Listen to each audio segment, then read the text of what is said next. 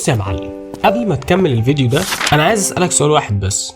ازاي منتخب مصر يكسب السعودية 4 كأنه بيلعب في دوري مدارس، وبعدها يدخل يلعب اسبانيا المصنف الاول عالميا على فكرة، ويطلع منها واقف على رجله وند الاسبانيا؟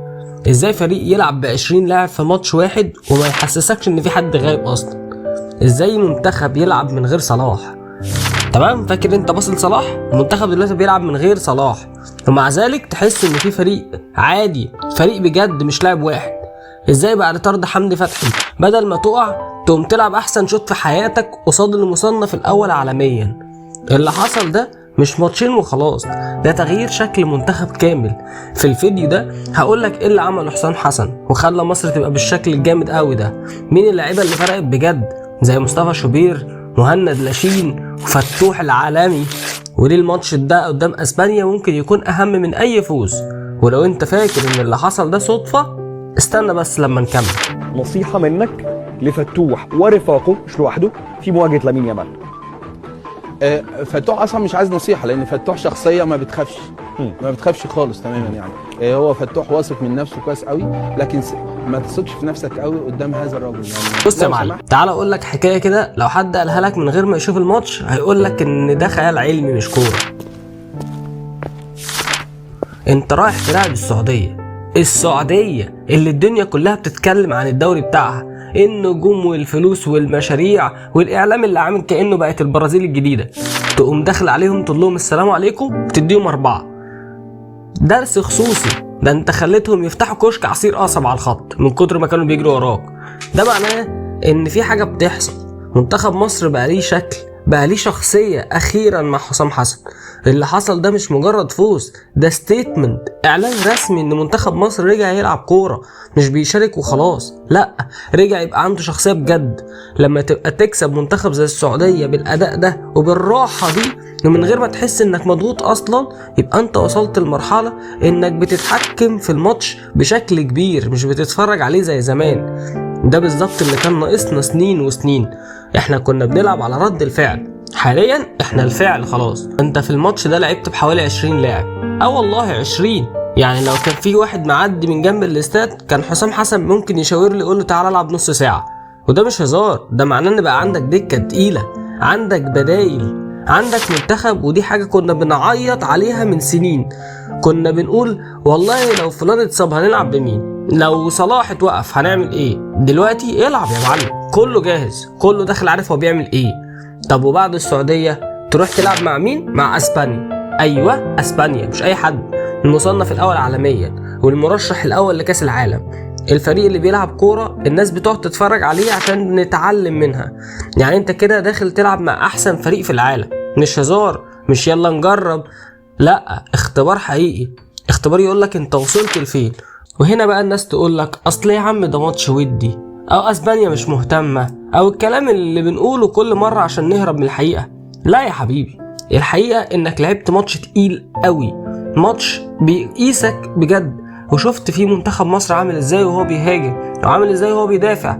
ده اللي حسام حسن كان بيقوله، منتخب مصر ما بقاش يخسر بسهوله. والنهارده انت شفت ده بعينك، شفت العظم، شفت الشخصيه اللي عمالين نقول عليها. بالرغم ان المنتخب لاعب ب4 مدافعين مش 5 زي ما كنا بنعمل قبل كده، يعني مرونة تكتيكية مفيش احسن من كده. لا وايه كمان، ده صلاح مش موجود، كابتن المنتخب مش موجود، افضل لاعب في العالم من وجهة نظر ناس كتير يعني مش موجود، ومع ذلك انت مش حاسس بغيابه بالشكل اللي كنت متعود عليه. ودي نقطة خطيرة جدا، مش معناها ان صلاح مش مهم، بالعكس ده لما يرجع هتبقى ضرب نار، بس معناها ان الفريق بقى فريق قوي مش واقف على لاعب واحد. ده اللي بيفرق المنتخبات الكبيرة عن الباقي. ده انت لسه عندك منعم كمان بيرجع في المستوى وهيديك فرق اكبر بكتير. خلينا نبقى صريحين اكتر شوية، انت اتحطيت في موقف اسوأ بكتير، طرد حمدي فتحي. وهنا بقى الناس كلها تقولك خلاص هنتهان، بس اللي حصل العكس. رغم الطرد عمل ماتش جامد جدا جدا حمدي فتحي. وخلينا اقولها بصراحة، حمدي فتحي دلوقتي من وجهة نظر انا 30% من قوة المنتخب. لاعب بيلعب قلب دفاع زي الفل، رقم 6 بيقفل الملعب، 8 بوكس تو بوكس، وكولر والزمالك واحنا نشهد بيشيل الفرقة على كتفه ويفكر هو بيلعب ايه. مش بس بيجري وخلاص، لا عملة نادرة في الكرة دلوقتي حرفيا، جوكر، ده اللي يتقال عليه جوكر.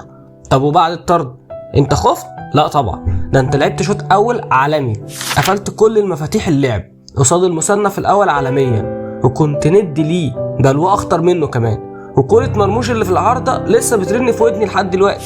شوط اول تقول عليه مثالي، مش بس دفاع، لا تنظيم وثقة وشخصية. نيجي بقى للشوط التاني. حسام حسن فهم اللعبة، عارف انه حرك اسبانيا، عارف ان المدرب هيقلب الدنيا وينزل بالاساسيين، وده اللي حصل، نزلوا بكل تقلهم لدرجة انه غير حارس المرمى كمان، ومع ذلك انت واقف ثابت ما بتتهزش. ياسر ابراهيم وحمدي فتحي حيطة سد، الفرقة كلها بتقاتل حتى بعد الطرد، ودي اهم نقطة، ان عرفت تتصرف في السيناريو الصعب ده واللي بيحصل في البطولات الكبيرة قصاد المصنف الاول في العالم. كل مرة بعيدها لك.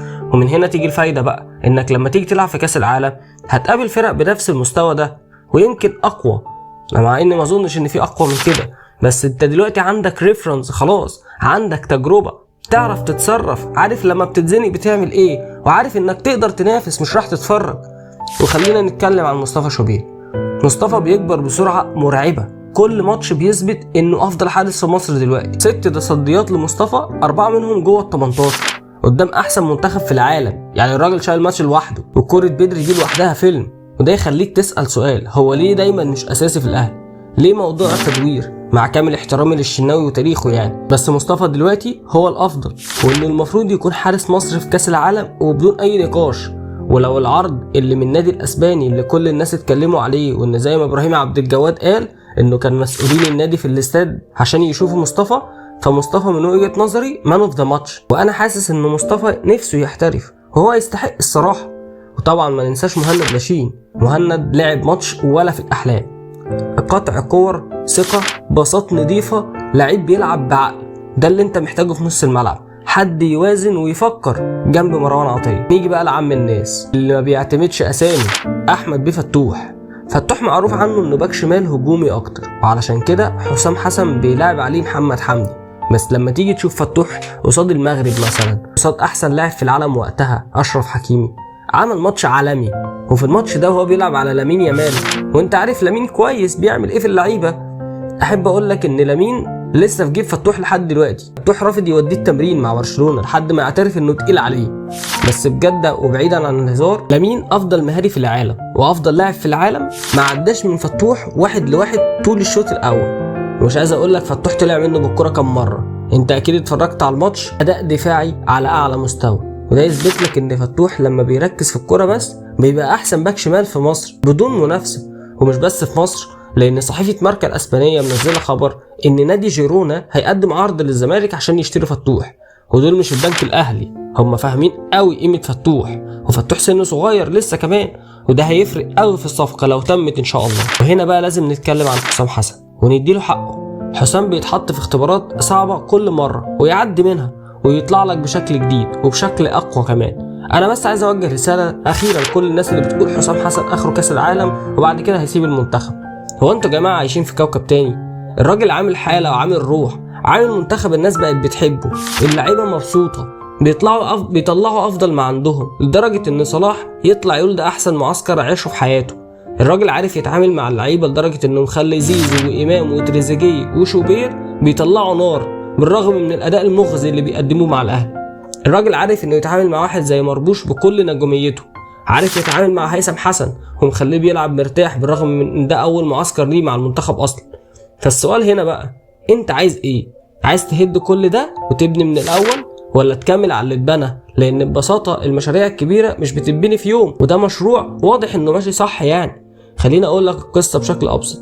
كان عندك منتخب تايه مش عارف هو بيلعب ازاي اصلا، ولا ليه شخصيه ولا ثقه ولا كل حاجه. دخل عليهم مدرب قال لهم احنا هنلعب كوره، اشتغل وتعب وتحارب وتشكك فيه، وفي الاخر بدأ يوريك النتيجه واحده واحده لحد ما وصلت انك تبقى واقف قدام احسن منتخب في العالم وبتلعب معاهم ند لند. ومش كلام، اتفرج على الاحصائيات. فبدل ما بتعمله بقى المشروع وتخليه يمسك منتخب المحليين وتعدله عقده وتشيله من على الارض شيل، تقول له اصل هو هيمشي بعد كاس العالم. طب ازاي؟ هو انتوا حرام عليكم تشوفوا المنتخب بينجح يا جماعه؟ هو انتوا كنتوا عارفين تصعدوا كاس العالم قبل حسام حسن؟ هو انتوا كنتوا متخيلين ان حسام هيبقى في المربع الذهبي في كاس الامم بالرغم من كل المعوقات اللي عملتوها عشان ما يصعدش، وتاخدوها حجه عشان تمشوه؟ الواحد فعلا مش عارف انتوا عايزين ايه من الكوره الصراحه. حسام حسن في كل مره بيتحط في اختبارات صعبه بيثبت لك انه احسن مدرب.